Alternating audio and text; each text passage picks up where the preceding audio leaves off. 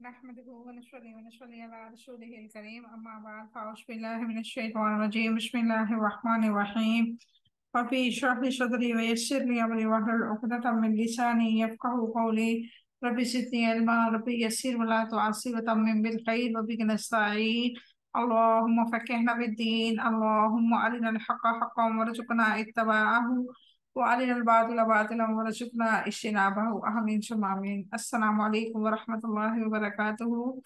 कैसी हैं आप सब? वालेकुम अस्सलाम वरहमतुल्लाहि वबरकातुहू। बढ़िया, अल्हम्दुलिल्लाह। आप ठीक है? अल्हम्दुलिल्लाह। अल्लाह रब्बुल इज़्ज़त से दुआ है कि अल्लाह ताला आप सबको अपने हिफ्ज़ व मान में रखे, आपकी तरफ बढ़ने वाला हर शर अल्लाह ताला खैर में बदल दे। अल्लाह ताला हम सब से राजी हो जाए, अल्लाह ताला हमसे बेहतरीन दीन और दुनिया के काम ले, और अल्लाह ताला हमें इल्म नाफ़ी अता फरमाए। अल्लाह ताला इस कुरान के जरिए हमारे जरिए निजात करे। अल्हम्दुलिल्लाह, आज से हम एक नया सिलसिला शुरू करने लगे हैं। अल्लाह रब्बुल इज़्ज़त हमारे वक्त में, इल्म में, अमल में बरकतें अता फरमाए। आज से हम कोशिश करेंगे इंशाल्लाह कि हर सैटरडे वाले दिन हम एक दुआ याद करें। तो हम सोच रहे थे कि दुआओं का सिलसिला कहाँ से शुरू करो। तो मेरे माइंड में ये बात पहले आई कि सबसे पहले तो हमने अपने आप को पाक साफ करना है। तहारत जो है वो बहुत ही जरूरी है। इसलिए मैंने ये सोचा कि हम बैतुल खुला के यानी कि वॉशरूम जाने की दुआ और बाहर आने की दुआ जो है, इससे इस सिलसिले का आगाज करते हैं। तो आज इंशाल्लाह हम सबसे पहले बैतुल खुला की दुआ पढ़ेंगे और इसके तर्जुमा को देखेंगे, और इसके बाद हम रूटीन का जो लेसन है उसकी तरफ इंशाल्लाह जाएंगे। बैतुल की दुआ जो है, उससे पढ़ने से पहले इसका तरीकाकार मैं आप लोगों को थोड़ा सा बता दूं।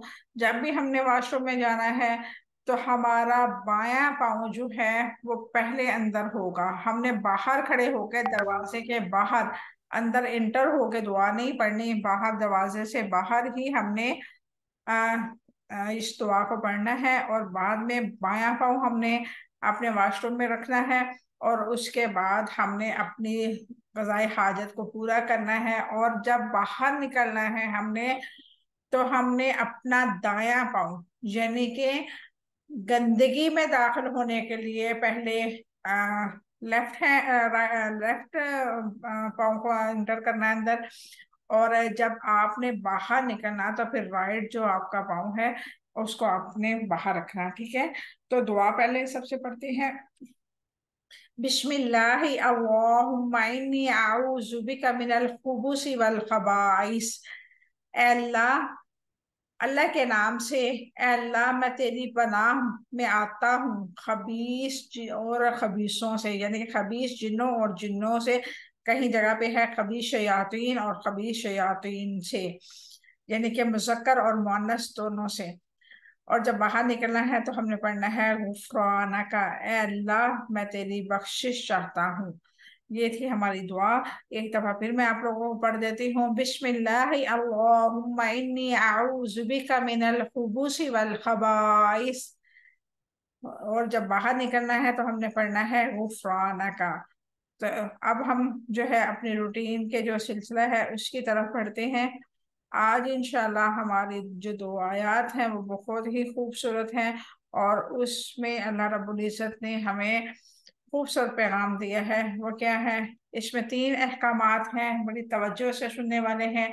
और अपनी कोशिश किया करें कि जब क्लास हो रही हो तो अपनी तवज्जो मुकम्मल तौर पे क्लास की जानिब रखें। ऐसे समझा करें कि मैं सिर्फ आपको पढ़ा रही हूँ, आपको सिखा रही हूँ।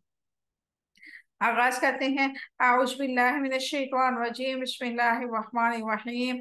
व अकीमुस सलाता, और नमाज कायम करो। व आतुस ज़काता, और अदा करो ज़कात। व मा, और जो तुक़द्दिमू तुम आगे भेजोगे, लिअन्फुसिकुम अपनी जानों के लिए, मिन खैरिन भलाई में से, तजिदुहु तुम मौजूद पाओगे उसको, इंदल्लाहि अल्लाह ताला के यहाँ। इन्नल्लाह यकीनन अल्लाह ताला, बिमा जो भी, तामलूना तुम अमल करते हो, बशीर खूब देखने वाला है। वक़ालू, और उन्होंने कहा, लई हरगिज नहीं, यदखुला दाखिल होगा, अल जन्नता जन्नत में, इल्ला मगर, मन काना जो हो, हूदन यहूदी, और नसारा या ईसाई, तिल का ये अमानिशुहुम तमन्नाएं हैं उनकी। कुल आप कह दीजिए, हाँ तुम लाओ बुरहानकुम दलील अपनी, इन अगर तुम हो तुम सादिकीन सच्चे। ये थी हमारी दो आयत। एक आयत रहती थी आ, रुकू 14वां मुकम्मल होने में, लेकिन मुझे कुछ स्टूडेंट कहते हैं कि हमसे इतना याद नहीं होता, तो इसलिए मैंने दो आयत ही रखे। इंशाल्लाह हमारा कल जो है 14वां रुकू मुकम्मल हो जाएगा। अब रूट वर्ड देखते हैं।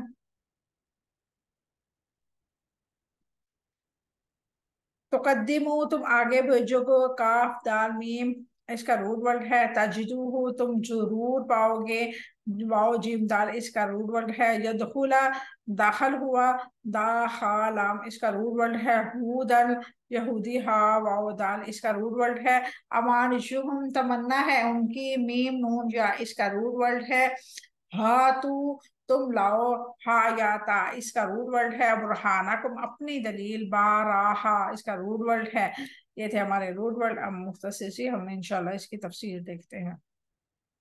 वाक़िमुस्सलाता व आतुज़ ज़काता वरकअू मा तुक़द्दिमू लिअन्फुसिकुम मिन खैरिन तजिदूहु इंदल्लाह इन्नल्लाह बिमा तअमलून बसीर। और नमाज कायम करो और ज़कात अदा करो, जो भलाई तुम अपनी जानों के लिए आगे भेजोगे अल्लाह ताला के यहाँ तुम उसको मौजूद पाओगे। यकीनन जो भी अमल करते हो अल्लाह ताला खूब जानने वाला है। वअकीमुस्सलाता व आतुज़्ज़कात वमा तुक़द्दिमू लिअन्फुसिकुम मिन खैरिन तजिदूहु इंदल्लाह। और नमाज कायम करो और ज़कात अदा करो, जो भलाई तुम अपनी जानों के लिए आगे भेजोगे अल्लाह ताला के यहाँ तुम उसको मौजूद पाओगे। इसकी क्या वजाहत है। इन आयात में तीन चीजों की हदायत की गई है।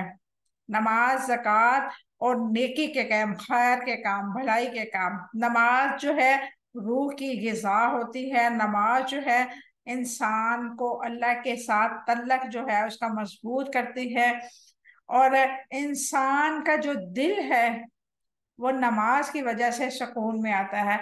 और नमाज की बेशुमार अहादीस हैं। और अल्लाह रब्बुल इज़्ज़त ने नमाज को इस कदर पसंद फरमाया कि 700 से ज्यादा मर्तबा अल्लाह रब्बुल इज़्ज़त ने कुरान पाक में इसका जिक्र फरमाया।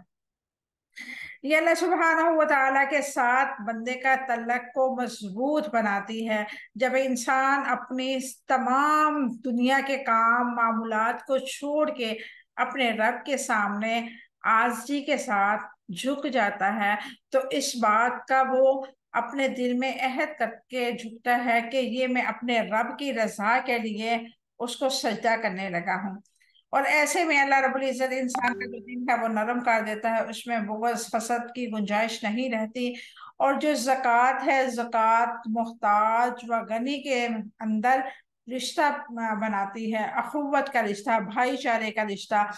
देखें, ज़कात मुस्तहिक लोगों को हम जब देते हैं तो उनके दिल से जो दुआ निकलती है हमारे लिए, अल्लाह रब्बुल इज़्ज़त वो कबूल फरमाता है। और जो भी मालदार है, जो गनी है, उसका दिल भी ज़कात देने से नरम होता है।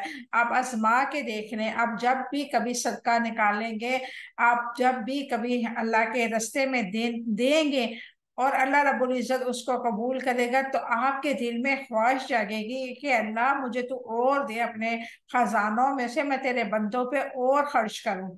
इससे इंसान का दिल नरम होता है। और अल्लाह रब्बुल इज़्ज़त के हाँ ये अमल जो है बेहद पसंद किया जाता है कि इंसान जो है उसके बंदों पे उसके माल से खर्च करता है। क्योंकि जब इंसान माल अपने से खर्च करता है तो वो अपने तौर पे अपने रब को राजी करने के लिए ये सारे काम करता है। और अपने माल को पाक और साफ करने के लिए ज़कात निकालता है। और गरीबों का, मुस्तहिकीन का जो हिस्सा निकालता है, उसके बेशक रॉयल्टी हो, उसके बेशक मुलाजिम हो, और उसके बेशक अजीजों कारब में से कोई हो, या दूर पार के कोई हो, या अनजान लोग हों। जब कोई भी इंसान अल्लाह के रास्ते पे देता है तो अल्लाह ताला उसको बढ़ा चढ़ा के लौटाता है। जैसे कि कुरान पाक में अल्लाह रब्बुल इज्जत ने फरमाया, जो अल्लाह के रास्ते पे खर्च करते हैं उनकी मिसाल ऐसे ही है, मसलुल्लज़ीना युनफिकूना अम्वालहुम फी सबीलिल्लाहि कमसली हब्बतिन अम्बतत सबअ सनाबिला फी कुल्ली सुंबुलतिन मिअतु हब्बा वल्लाहु युद्आइफु लिमन यशा वल्लाहु अज़ीज़ुन हकीम। अल्लाह रब्बुल इज्जत के रास्ते पे खर्च करने वालों की मिसाल ऐसी ही है कि जैसे एक गंदम का दाना, आपने एक गंदम का बीज जमीन में बो दिया और उसके फिर एक बाली निकली, एक बाली में से सात उसकी यानी कि शाखें निकली, सात शाखों में एक एक शाख में अल्लाह रब्बुल इज्जत ने सौ सौ दाना भर दिया, और एक दाने की बदले में अल्लाह रब्बुल इज्जत 700 गुना बढ़ा के देता है जो अल्लाह के रास्ते पे खर्च करता है। ऐसे ही बहुत सारी आयात हैं जिसमें अल्लाह रब्बुल इज्जत ने सदके के बारे में बड़ी तफसील के साथ बताया है, और इंशाल्लाह हम जरूर पढ़ेंगे। और मैं आप लोगों को भी ये जरूर कहूंगी कि आप लोग जरूर सजदा किया करें। बेशक आपके पास कुछ भी नहीं है तो हाफ रोटी का जो टुकड़ा है वो ही किसी गरीब को दे दे, क्योंकि सदका देने से इंसान की बलाएं टलती हैं। इंसान को सबसे ज्यादा अल्लाह रब्बुल इज्जत के गजब से जो बचाने वाली चीज है वो सदका ही है। आप जितना अल्लाह के रास्ते पे दोगे अल्लाह रब्बुल इज्जत आपको उस कदर माल ज्यादा देगा। हम ये समझते हैं कि हमारे पास अगर माल है, फर्ज करें हमारे पास 1000 है, तो अगर हम ये दे देंगे तो क्या होगा, हमारे पास जो है वो तो पैसे खत्म हो जाएंगे, हम क्या करेंगे, हम कैसे खाएंगे। हमें ये लगता है हमारे जो अंदर शैतान है वो हमें ये बहकाता है कि अल्लाह रब्बुल इज्जत तो पता नहीं कब देगा, क्या पता ये 1000 है ये भी अगर हमने खर्च कर दिया तो क्या पता शाम को खाने को कुछ भी ना मिले। और आप कभी आजमा के देखिएगा, आपके पास पैसे ना हो, आप सदका करें और अल्लाह से दुआ करें कि अल्लाह मेरे हाथ तेरे सामने फैलाए हैं, मैं हमेशा ऊपर वाला हाथ बनना चाहती हूँ। ऐ अल्लाह तू मुझे अपने खजानों से, अपने गायब के खजानों से मेरी मदद फरमा, और मेरी जो कमाई है या मेरे हस्बैंड की कमाई है, मेरे वालिदैन की कमाई है, ये मेरे बहन भाइयों को जो भी आपका घर का सरबराह है उसकी कमाई में अल्लाह रब्बुल इज्जत बरकतें अता फरमा। और आपको हैरत होगी उस लम्हे जब अल्लाह रब्बुल इज्जत आपके थोड़े से पैसों से उसमें इस कदर बरकत डालेगा कि आपकी जो जरूरियात जिंदगी है वो पूरी होना अल्हम्दुलिल्लाह शुरू हो जाएगी। अगर हम कहें ना कि हमारी ख्वाहिशात पूरी हों, तो ये हमारी जो सोच है ना, ये शैतान की बहकाई हुई सोच है, क्योंकि शैतान इंसान को वर्गलाता है कि तुम तो अच्छी हो, तुम खूबसूरत हो, तुम अच्छा पहनो, तुम्हें लोग देखें, तुम्हारी तारीफ करें, तुम्हें नहीं अच्छा लगेगा कि लोग तुम्हें तारीफ करें, तुम्हारी तारीफ करें, या तुम्हारा माल जो है तुम्हारे लिबास में से नजर आए। अच्छा लिबास पहनना हर किसी की ख्वाहिश होती है, लेकिन अपनी चादर को देखते हुए लिबास का इंतखाब करना, अपनी वसाइल को देखते हुए इंसान अपनी ख्वाहिशात को पूरा करे, तो वो इंसान इस दुनिया में भी कामयाब होगा और आखिरत में भी जरूर वो कामयाब होगा। क्योंकि इसराफ जो है, इसराफ करने वाले को अल्लाह रब्बुल इज्जत पसंद नहीं फरमाता।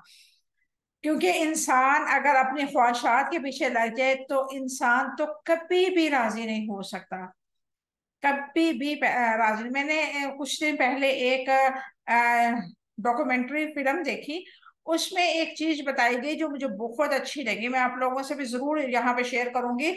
उसमें ये बताया गया कि एक इंसान के पास साइकिल था, ठीक है, वो जहाज की तरह वो बाइक की तरफ देख रहा था, बाइक वाला जो था वो कार की तरफ देख रहा था, जो सुजुकी कार वाला था वो लैंड क्रूजर की तरफ देख रहा था, लैंड क्रूजर वाला जो था वो हेलीकॉप्टर की तरफ देख रहा था।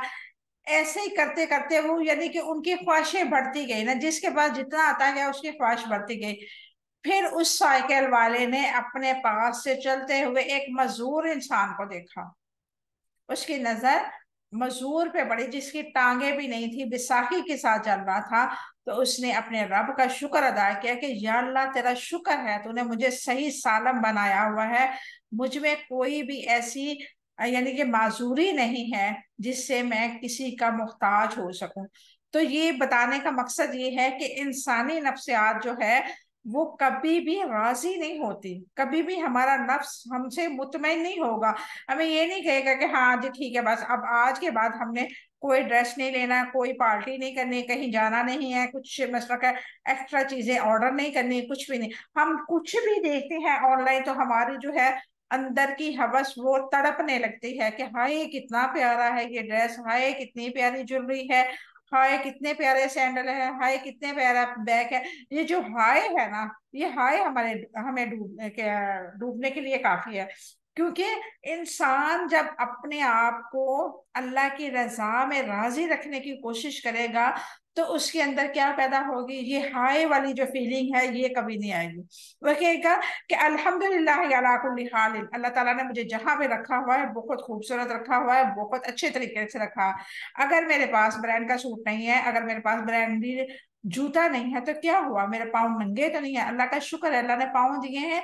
बेशक सादा चप्पल पहन के मैं गुजारा कर रही हूँ, लेकिन अल्हम्दुलिल्लाह उन लोगों से तो बेहतर हूँ जिनके पाँव ही नहीं है।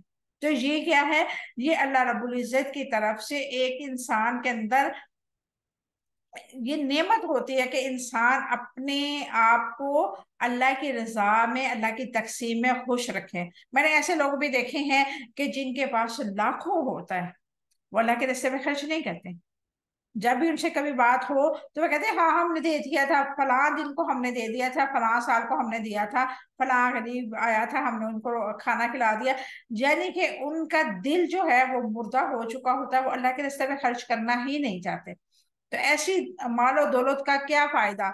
देखे कब्र में ना तो कोई अलमारी अल्लाह रब्बुल इज्जत ने बनवा के देनी है हमें, और ना ही कोई फरिश्ता रिश्वत लेता है कि हम उसको मालो दौलत दिखाएंगे, अपना रोब असर रसूख दिखाएंगे तो वो हमें यानी कि निजात से अजाब से निजात दिला देंगे। ऐसा कुछ भी नहीं है। खाली हाथ आए थे, खाली हाथ जाना है। और बेहतरीन इंसान वो है जो अपने लिए ज़ादी राह इकट्ठा कर ले, यानी कि अपने लिए अ, आने वाली जिंदगी यानी आखिरत के लिए कुछ ऐसी चीजें जहां दुनिया पे करके जाए, अपने लिए सदका जारिया करके जाए, ताकि उसके जाने के बाद लोग उसको दुआएं दें, लोग चीज इस्तेमाल करें, उस चीज के इस्तेमाल करने से उसको सवाब मिले। जैसे कुरान पाक है, मसाजिद में कोई चीज रखवा देना, या मसाजिद बनवा देना, या किसी गरीब बच्ची की शादी कर देना, ये सारे ऐसे काम हैं कि जो एक तरह के सदका जारिया के इंसान के लिए बन सकते हैं। तो अल्लाह रब्बुल इज्जत से दुआ हम करते हैं कि अल्लाह ताला हमें हमेशा देने वालों में रखे। आगे अल्लाह रब्बुल इज्जत फरमाता है वमा तुक़द्दिमू लिअन्फुसिकुम मिन खैरिन तजिदूहु इंदल्लाह, यानी कि खैर का सवाब और उसकी जजा अल्लाह के पास है। इब्ने हाशिम कहते हैं मुझको खबर पहुंची कि सैयदना सुहैब रजी अल्लाह ताला अन्हा ने हिजरत का इरादा किया, तो कफार के कुरैश ने उनसे कहा, ए सुहैब जब तू यहाँ आया था तो नहायत मुफलिस और फकीर था, यहाँ तेरे पास इस कदर माल जमा हो गया, अब तू चाहता है कि तू माल लेके यहाँ से चला जाए, हम तुझे हरगिज नहीं जाने देंगे। सैयदना शुहैब रज़ियल्लाहु ताला अन्हु ने कहा कि अगर मैं ये सब माल तुमको दे दूं तो तब तुम मुझे जाने दोगे। कुरैश ने कहा कि हाँ जाने, तब जाने देंगे। सैयदना शुहैब रज़ियल्लाहु ताला अन्हु ने कहा तो बस ठीक है, तुम सब माल रख लो और मुझे जाने दो। रावी कहते हैं कि रसूलुल्लाह सल्लल्लाहु अलैहि वसल्लम ने फरमाया कि सैयदना शुहैब रज़ियल्लाहु ताला अन्हा की ये बात सुने तो आप सल्लल्लाहु अलैहि वसल्लम ने फरमाया कि सैयदना शुहैब रज़ियल्लाहु ताला अन्हु ने बहुत नफे का सौदा किया, यानी कि बहुत नफा हासिल किया। गज़वा तबूक में मुसलमानों ने सदका खैरात करने में एक दूसरे से आगे निकलने की कोशिश की।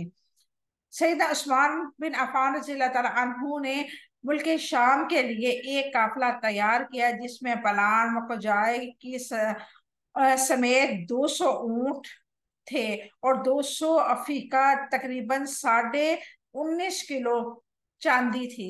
आप सल्लल्लाहु अलैहि वसल्लम ने ये सब सदका कर दिया।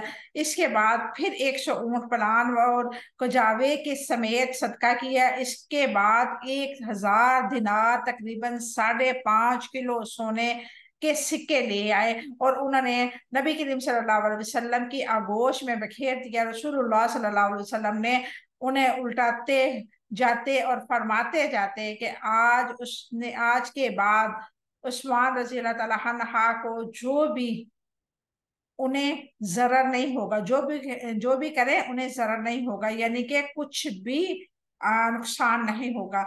इसके बाद सैयदना उस्मान रजी अल्लाह ताला अन्हा ने फिर सदका किया और सदका किया यहाँ तक कि उनके सदके की मिकदार नकदी के अलावा 900 ऊंट और 100 घोड़े तक पहुंचे। सुभान अल्लाह। हजरत उस्मान गनी के बारे में आप लोगों को शायद ये इंफॉर्मेशन हो या ना हो, लेकिन जब हम उम्रा करने गए तो अल्हम्दुलिल्लाह वहां पे हजरत उस्मान गनी के नाम से बहुत सारे होटल्स देखे मैंने। मैंने वहां पे मॉल देखे और वहां के मुकीम एक हमारे भाई थे, जानने वाले थे। उन्होंने बताया कि सैयदना उस्मान गनी के नाम से आज भी यूटिलिटी बिल आते हैं। ये जो जितना भी ये आप इमारात देख रहे हैं ये सारा हजरत उस्मान गनी के नाम पे है और इनका जो है सैयद उस्मान गनी के नाम का बैंक अकाउंट भी है। आप लोगों को हैरत हो रही होगी सुन के कि हजरत उस्मान गनी के नाम के 1400 साल बाद भी अल्लाह रब्बुल इज्जत ने उनके सदके की बरकत इस कदर बढ़ा दी कि आज भी उनके नाम के यूटिलिटी बिल आ रहे हैं, उनके नाम के होटल्स हैं जिनका सारा माल जो है अल्लाह के रास्ते पे लगता है, मस्जिद नबी के जरूरियात में इस्तेमाल होता है, खाना काबा में इस्तेमाल होता है। यानी कि अल्लाह रब्बुल इज्जत ने हजरत उस्मान गनी को इस कदर बुलंदियां अता फरमाई। और किस वजह से? ये सखावत की वजह से, उनके अंदर जो और अल्लाह की मोहब्बत थी, उन्होंने अपना माल सब कुछ अल्लाह के रास्ते पे लगा दिया। तो अल्लाह रब्बुल इज्जत ने ता कयामत उनका नाम जो है जिंदा लोगों में शुमार कर दिया। देखें, किसी मुर्दे के नाम तो बिल नहीं आते, किसी मुर्दे के नाम तो बैंक अकाउंट नहीं होते। अल्लाह रब्बुल इज्जत ने हजरत उस्मान गनी का नाम जिंदा में शुमार रखा और वो इस तरह रखा कि लोग उनके नाम से आज भी बिजनेस करते हैं अल्हम्दुलिल्लाह। तो ये होता है अल्लाह के रास्ते में इस्तेमाल करने के, पैसा माल दौलत इस्तेमाल करने की बरकतें। जुहूद से बहसा मुबहसा ना किया जाए। इस मामले में अल्लाह ताला की जात पर भरोसा किया जाए, अफवाह दरगुजर से काम लिया जाए, नमाज कायम की जाए, ज़कात अदा की जाए, इस बात का यकीन रखा जाए जो कुछ करते हैं सब अल्लाह की नजरों में है। इंसान के दिल अल्लाह ताला के अहकामात को पूरा करने और नेक काम करने की तलब कैसे पैदा होती है? जब इंसान इस बात को यकीन आता है कि जो भलाई वो अपने लिए आगे भेजा अल्लाह ताला के हाँ उसको पाएगा, उसके दिल में नेकी का काम करने की तलब पैदा होती है। इन्नल्लाह बिमा तामलून बसीर, यकीनन जो भी तुम अमल करते हो अल्लाह ताला उसे खूब देखने वाला है। इसकी क्या वजाहत है? यकीनन तुम जो भी अमल करते हो